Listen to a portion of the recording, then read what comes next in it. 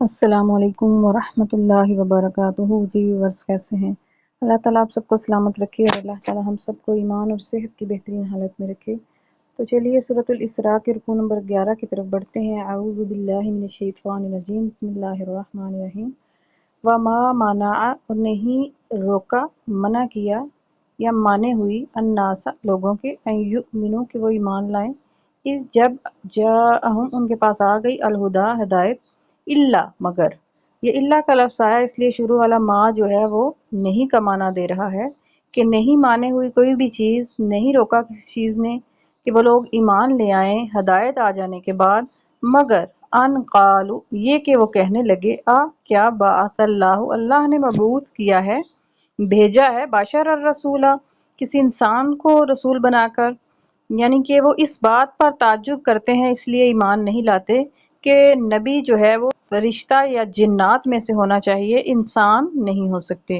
قل آپ فرما دیجئے لو کانا اگر ہوتا فی الارض زمین میں ملائکۃ فرشتے، یمشون چلتے، مطمئنین سکونت پذیر ہوتے، یہاں فرشتے چلتے پھرتے اور سکونت پذیر ہوتے، لنزلنا ضرور ہم نازل کرتے، علیہم ان پر، من السماء آسمان سے، مالا کا رسولہ فرشتے ہی رسول بنا کر بھیجتے۔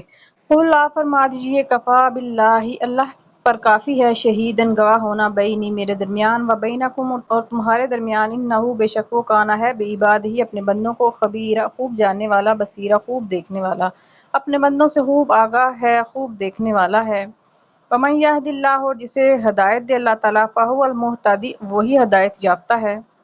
ومن یضلل اور جس کو وہ گمراہ کر دے، فلن تجد لہم پس نہیں پاؤ گے، لہم اس کے لیے، اولیاء دوست نہیں پائیں گے وہ اپنے لیے کوئی دوست، من دونہ اس کے علاوہ، اس کے علاوہ کون ہو سکتا ہے جو اللہ کے مقابلے میں ان کا دوست بنے۔ ونحشرہم اور ہم جمع کریں گے ان سب کو، یوم القیامت قیامت کے دن، علی وجوہہم ان کے چہروں کے بل، اوندے منہ، الٹے منہ ان کو قیامت والے دن حشر میں لایا جائے گا، عمین اندھے بھی ہوں گے، وبکمن اور گونگے بھی ہوں گے، وصما اور بہرے ہوں گے،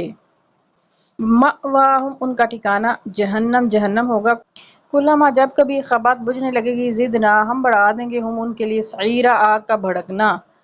آگ کا بھڑکنا زیادہ کر دیں گے، ذالک یہی جزاؤہم ان کا بدلہ ہے، ان کی سزا ہے، بانہم اس وجہ سے کہ کفروا انہوں نے انکار کیا، بآیاتنا ہماری آیات کا، وقال اور وہ کہتے تھے، اذا کیا جب،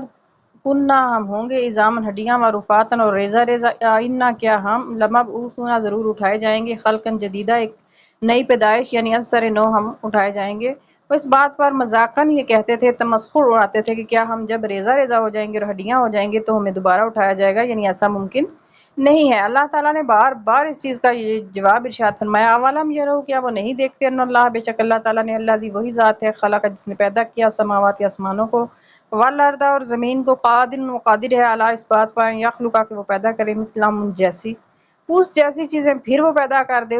وہ قادر ہے اس چیز پر، وجعل اور بنایا لہم ان کے لیے، اجلا ایک مدت، ایک وقت مقررہ، لا ریب فیہ جس میں کوئی شک نہیں، یعنی قیامت کے آنے میں کوئی شک نہیں اور ان کے موت کے آنے میں بھی کوئی شک نہیں ہے۔ فابى الظالمون پس انکار کیا ان ظالموں نے، الا مگر کفورا یہ ناشکری تھی ان کی کہ اللہ کی نعمتوں کا شکر بجا لانے کی بجائے انہوں نے اللہ کی نعمتوں سے انکار کیا، اللہ کے نبیوں کا انکار کیا۔ قل آپ فرما دیجئے لو انتم اگر تم ہو، تملکون مالک، خزائن رحمت ربی میرے رب کے رحمت کے خزانوں کے تم مالک بنا دی جاؤ، اذن تب لامسکتم ضرور تم روک لو، خشیۃ الانفاق خوف سے کہ وہ خرچ ہو جائیں گے، ڈر ہوگا کہ تم مفلس ہو جاؤ گے یا وہ سب خرچ ہو جائیں گے۔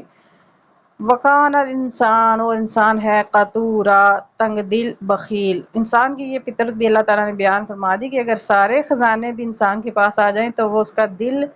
کی تنگی کو دور نہیں کر سکتے۔ انسان فطری طور پر بخیل واقع ہوا ہے اور نعمت جب زیادہ بھی مل جاتی ہے تو اس کی مزید کی ہوس کرنے لگتا ہے۔